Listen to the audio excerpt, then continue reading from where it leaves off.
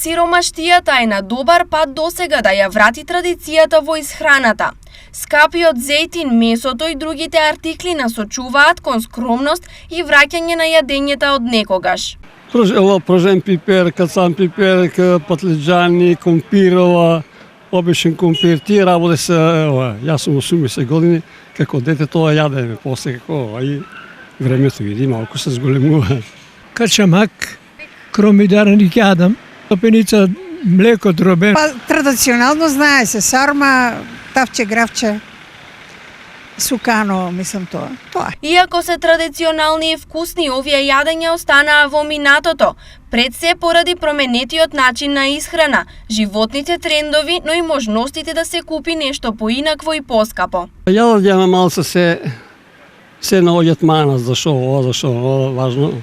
Значи ние старите тоа си го јадеме највеќе, тоа беше основно, а се веќе се нај.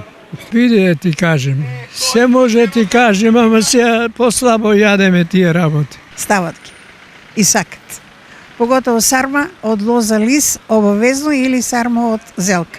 Сега кога зејтинот, месото и сите останати клучни артикли доживуваат ценовна кулминација, се новите 5 минути за вкусот на традицијата. Колку добро некогаш готвеле мајките, а поготово бабите, сега да се почувствува е колку присилна, толку и добра прилика. Но како изгледала пред 50 години една недела за готвење во традиционално македонско семејство?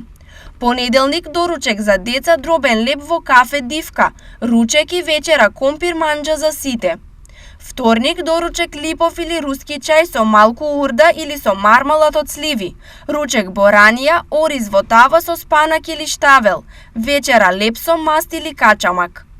Петок посен ручек задолжително гравче со додаток салата или туршија во зима, сабота ручек сукано зелник со прас. Недела ручек со малку месо на задолжително во манџа за да има за сите. Инаку, омилени и најчести дневни јадења за децата беа леп со маст и шеќер или леп со маст и црвен пипер. Ова е само дел од некогашната домашна понуда која колку и да е скромна и сиромашна ги отпечатила најдолгите сеќавања и вкусови на многу генерации. Еве нова прилика нив да ги запознаат и новите генерации.